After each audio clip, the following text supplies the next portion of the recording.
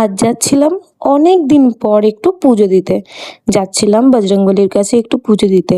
আগে কিন্তু প্রত্যেক ঘরবাড়ি কিন্তু আমরা যেতাম দিতে, কিন্তু এখন আর সেরকম সময় হয় না বলে যাওয়া হয় না। তো বেরিয়ে গেলাম রাস্তার দিকে, মানে মন্দির যাব বলে।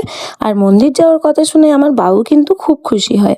এই যে এই দোকানটা থেকে নিয়ে নেব একটু লাড্ডু, কারণ এখানকার লাড্ডু আর পেড়া কিন্তু একদম ঘরে বানানোর মতনই বানায় আর খুব ভালো থাকে। এই যে এখানে নিয়ে নিলাম পূজার সামগ্রী নিয়ে চলে গেছিলাম কিন্তু মন্দিরে।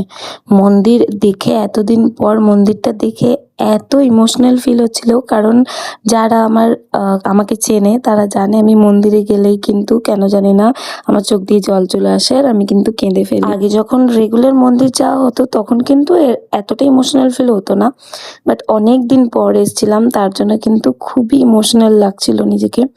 যাই হোক, এদিকে আমরা পুজো দিচ্ছিলাম, আমার বাবু আমার সাথে পুজো দিচ্ছিল।